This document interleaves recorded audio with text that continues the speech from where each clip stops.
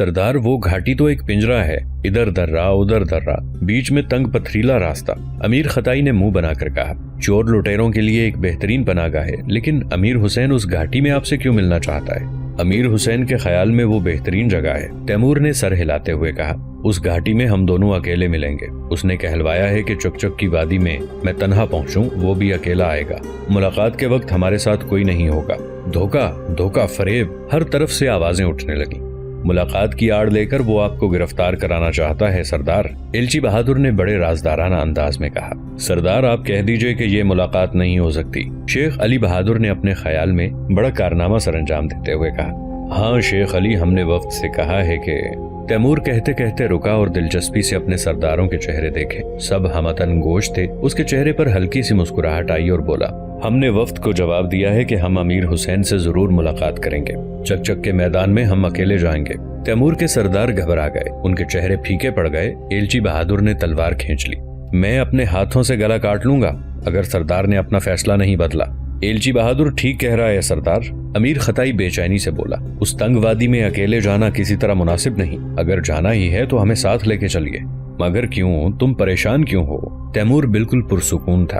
अमीर हुसैन मुझे खा तो नहीं जाएगा, वो आपको खुला धोखा दे रहा है। शेख अली ने कहा, वो मक्कार है, झूठा है, उसकी बात का आप एतबार न कीजिए। वो मुझे धोखा दे सकता है शेख अली। तैमूर ने गर्दन घुमाकर कुरान की तरफ देखा, मगर वो इस कलाम को तो फरेब नहीं दे सकता। उसने मुझे कलामुल्लाह का वास्ता देकर बुलाया है, मैं उसी वास्ते से इनकार नहीं कर सकता, मुझे जाना होगा। तैमूर के जवाब ने सरदारों की जबानें बंद कर दी, मगर उनके चेहरे लटक गए। दूसरे दिन अमीर हुसैन के आदमी वापसी की इजाजत लेने तैमूर के पास आए। तैमूर ने उनसे मुलाकात की तारीख मुकर्रर की और खुशी खुशी रुखसत किया। तैमूर ने उन्हें यकीन दिलाया कि वो मुकर्ररा तारीख पर अमीर हुसैन का चकचक की घाटी में इंतजार करेगा। वफ्द के रुखसत होते ही तैमूर ने फौरन 200 सवारों का एक रसाला तरतीब दिया। उसमें उसने अपने तमाम बड़े बड़े सरदारों को शामिल किया और वफ्द के पीछे पीछे कुछ फासला देकर चलने लगा। तैमूर चाहता था कि वफ्द के अमीर हुसैन तक पहुंचने से पहले ही वो घाटी तक पहुंच जाए और वहां के हालात और रास्तों से वाकफियत हासिल कर ले।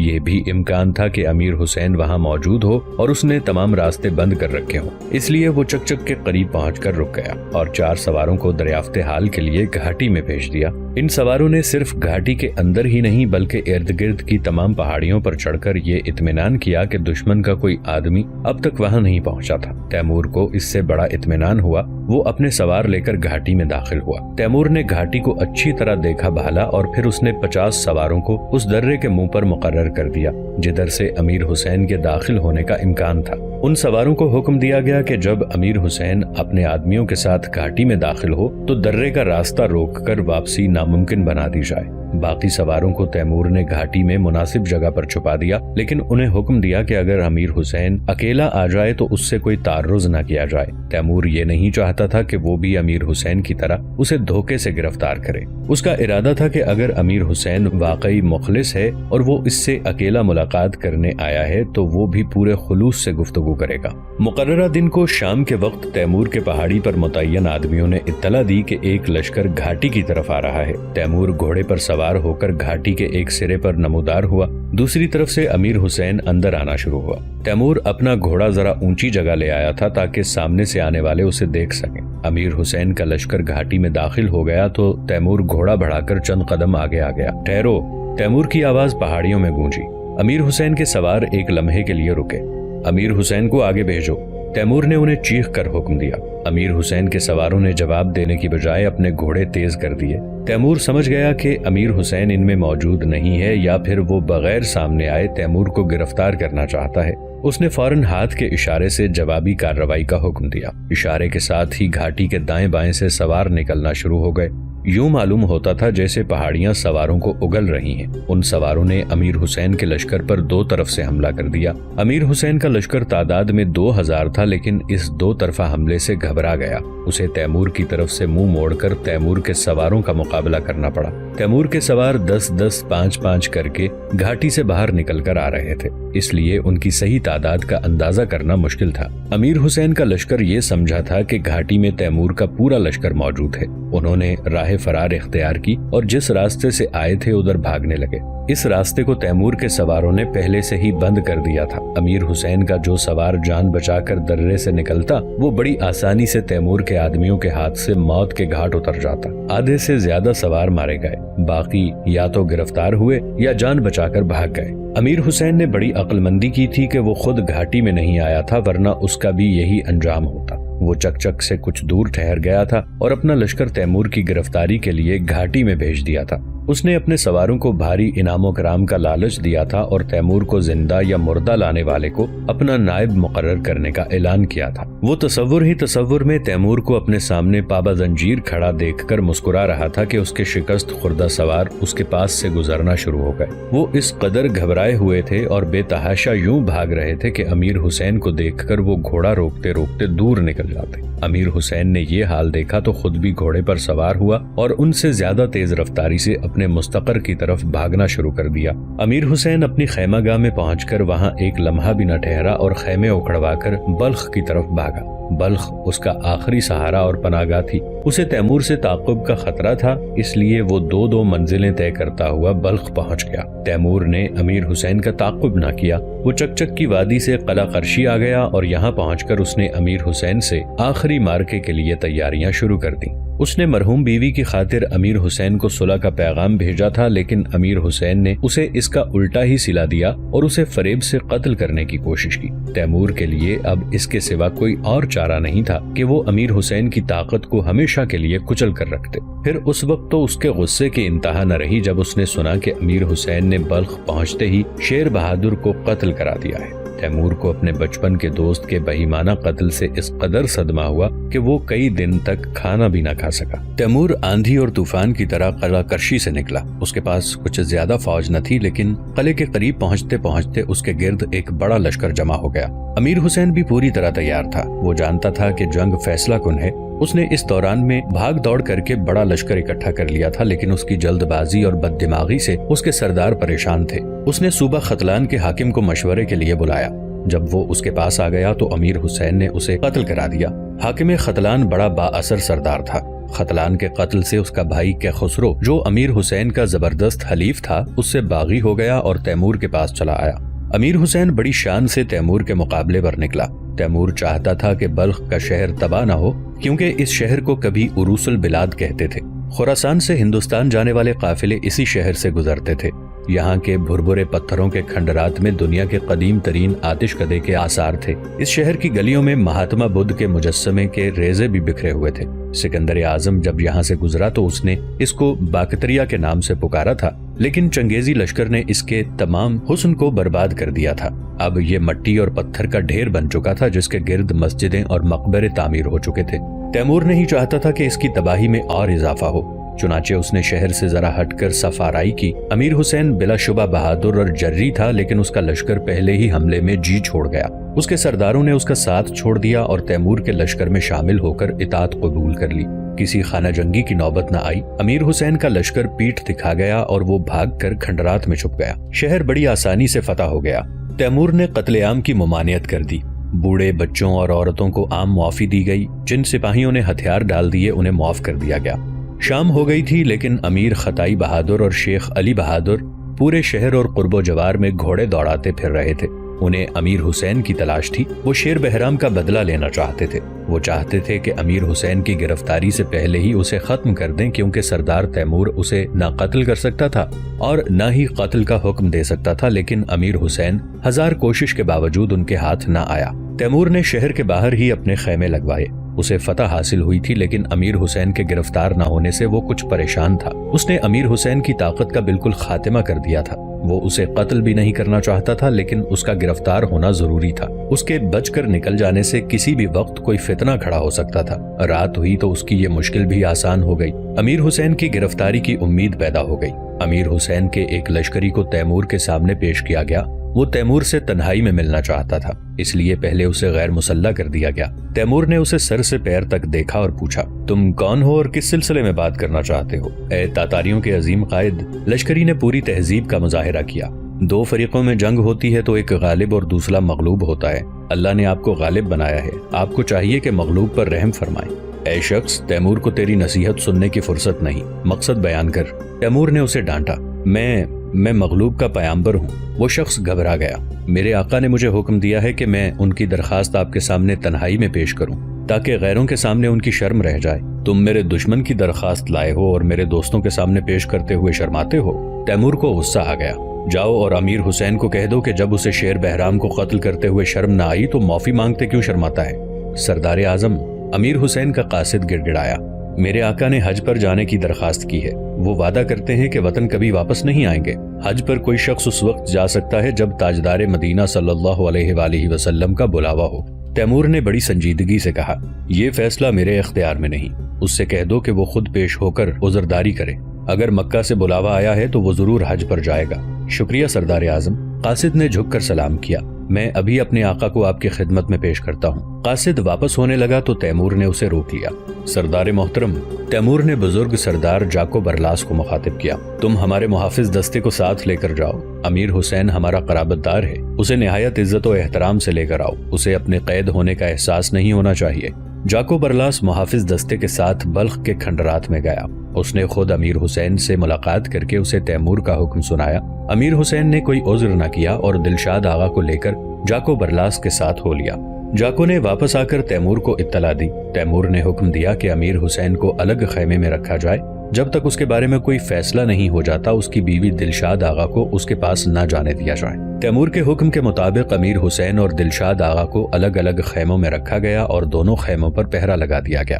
اب امیر حسین کا معاملہ تمام سرداروں کے سامنے فیصلے کے لیے پیش ہوا۔ امیر حسین کی حیثیت اگر صرف ایک مغلوب اور مفتو دشمن کی ہوتی تو تیمور خود ہی اس کا فیصلہ کر دیتا، لیکن امیر حسین نے شیر بہرام کو قتل کر کے اپنے جرم میں اضافہ کر لیا تھا۔ اس کے سرداروں نے اسے اپنی انا کا مسئلہ بنا لیا تھا، اس لیے تیمور ان سرداروں کو اپنے اعتماد میں لے کر کوئی فیصلہ کرنا چاہتا تھا۔ اسے جو فیصلہ کرنا تھا وہ تو اس کے دل میں تھا، لیکن اس نے بارہا یہی کہا کہ وہ امیر حسین کو قتل نہیں کرنا چاہتا۔ اس نے اپنے سرداروں کو اس سلسلے میں دل کھول کر گفتگو کرنے کا موقع دیا اور خود اس گفتگو میں بہت کم حصہ لیا۔ امیر حسین کے بارے میں کوئی فیصلہ نہیں ہو سکا تھا کہ دلشاد آغا کی ایک کنیز نے تیمور کو اپنی مالکہ کا پیغام پہنچایا۔ دلشاد آغا نے تیمور سے درخواست کی تھی کہ امیر حسین کی تقدیر کا فیصلہ کرنے سے پہلے اسے اپنے شوہر کی صفائی پیش کرنے کی اجازت دی جائے۔ تیمور دلشاد آغا کی درخواست رد نہ کر سکا۔ وہ جانتا تھا کہ دلشاد آغا اپنے شوہر کو معاف کرنے کی سفارش کرے گی۔ تیمور کا خود بھی یہی ارادہ تھا کہ وہ کسی نہ کسی طرح اپنے سرداروں کے جذبات کو ٹھنڈا کر کے امیر حسین کے بچاؤ کی کوئی صورت نکالے۔ تیمور محفل سے اٹھا اور چلتے چلتے کہتا گیا، امیر حسین میرا رشتہ دار ہے، میرے اس کے درمیان دوستی کا بھی عہد و پیمان ہے۔ اس نے جو کچھ کیا بہت برا کیا، لیکن میرے ہاتھوں اسے کوئی نقصان نہیں پہنچ سکتا۔ تیمور کے الفاظ سے صاف ظاہر ہو رہا تھا کہ وہ امیر حسین کو معاف کرنا چاہتا ہے۔ سرداروں کے سامنے کہنے کا یہی مقصد ہو سکتا تھا کہ وہ بھی امیر حسین کو اگر دل سے نہیں تو کم از کم اپنے سردار کی خاطر معاف کر دیں۔ تیمور فکر میں ڈوبا ہوا دلشاد آغا کے خیمے میں داخل ہوا۔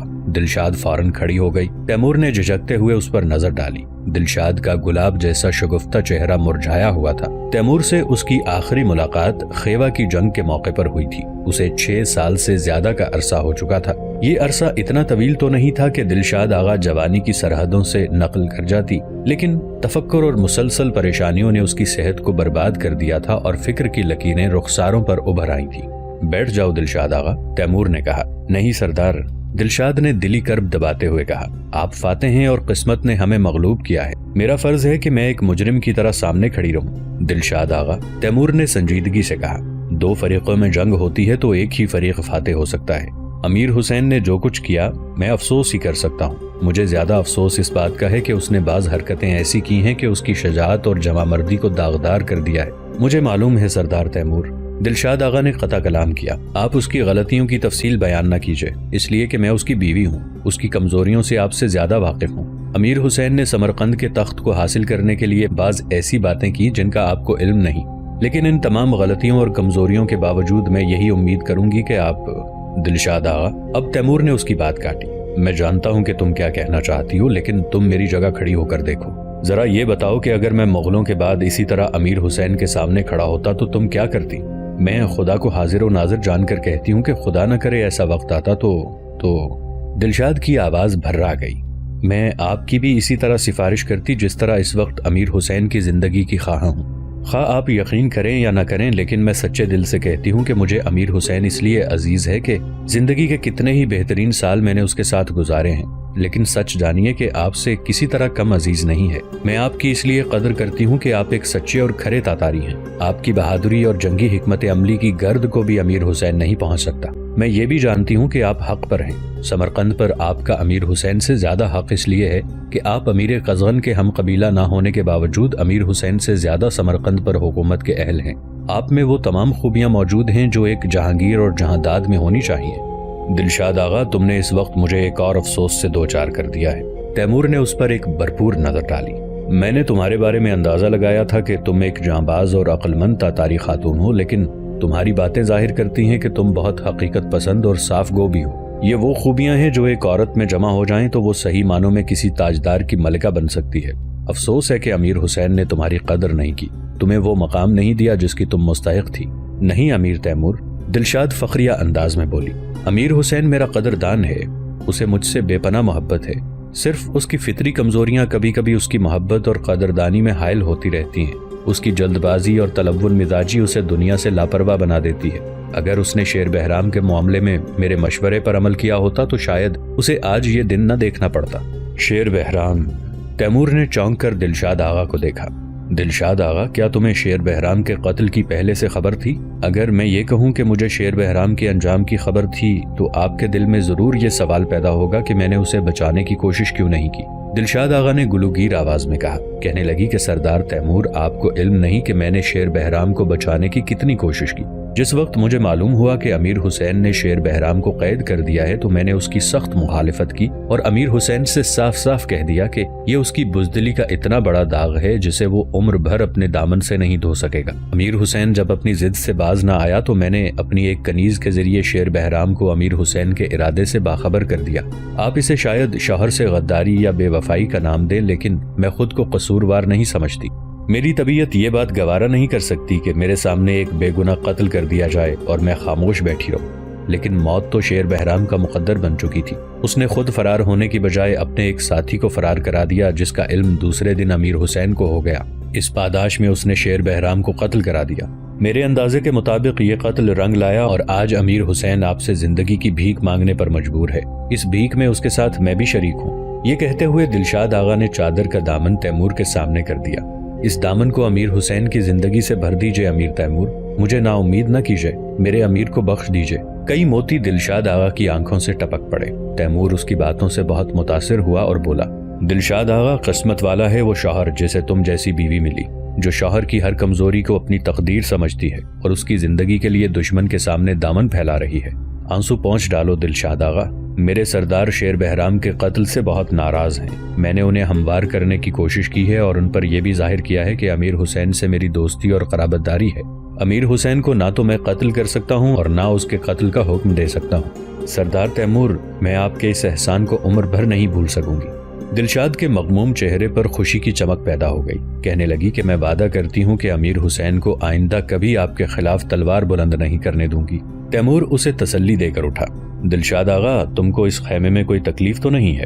نہیں سردار، دلشاد جلدی سے بولی، اگر کوئی تکلیف تھی تو وہ آپ کی باتوں سے ختم ہو گئی۔ میں تمہیں امیر حسین کے خیمے میں پہنچانے کا حکم دے رہا ہوں۔ تیمور نے خود ہی کہا، تم امیر حسین کو مناسب الفاظ میں تسلی دے دینا۔ تیمور چلا گیا۔ دلشاد آغا کو امیر حسین کے خیمے میں پہنچا دیا گیا۔ یہ بات شام کے وقت ہوئی تھی۔ تیمور اپنے سرداروں کے پاس پہنچا اور اعلان کیا کہ امیر حسین کی قسمت کا فیصلہ کل صبح کیا جائے گا۔ تیمور کا خیال تھا کہ رات کا یہ وقفہ اس کے سرداروں کو آپس میں صلاح مشورہ کرنے کا موقع فراہم کرے گا اور وہ امیر حسین کی جاں بخشی کے معاملے پر متفق ہو جائیں گے، لیکن رات کے ختم ہونے سے پہلے ہی اس کی قسمت کا فیصلہ ہو گیا۔ تیمور کے خیمے سے نکلنے کے بعد اس کے سرداروں نے اس معاملے پر غور کیا۔ انہیں اس بات کا یقین ہو گیا تھا کہ دلشاد آغا نے اپنی باتوں سے تیمور کو رام کر لیا ہے اور وہ امیر حسین کو ضرور آزاد کر دے گا۔ تیمور کے سردار امیر حسین کو زندہ چھوڑنے پر کسی صورت میں آمادہ نہ تھے۔ ان کے خیال میں امیر حسین کی رہائی سے ایک غلط رسم کا آغاز ہو جائے گا اور لشکر کے سرداروں کی جان کی کوئی ضمانت نہیں دی جا سکے گی۔ رات کو تیمور کے سرداروں نے اپنے طور پر ایک منصوبہ تیار کیا اور اس پر عمل درآمد کے لیے سردار معیدرالات کو منتخب کیا۔ یہ وہی سردار تھا جس نے امیر موسیٰ کے ساتھ مل کر صرف 500 سواروں کی قلیل تعداد سے منگی پل کا مغلوں سے کامیاب دفاع کیا تھا۔ معید ارلات منصوبے کے مطابق ایک اور سردار کو ساتھ لے کر امیر حسین کے خیمے پر پہنچا۔ دلشاد آغا اس وقت امیر حسین کے پاس پہنچ چکی تھی اور اس نے امیر حسین کا خوف بڑی حد تک دور کر دیا تھا، لیکن معید ارلات کی آمد سے وہ کانپ اٹھا اور سمجھ گیا کہ اس کی موت آ گئی ہے۔ معید ارلات خلاف امید امیر حسین سے بڑی محبت سے ملا اور تسلی دیتے ہوئے بولا،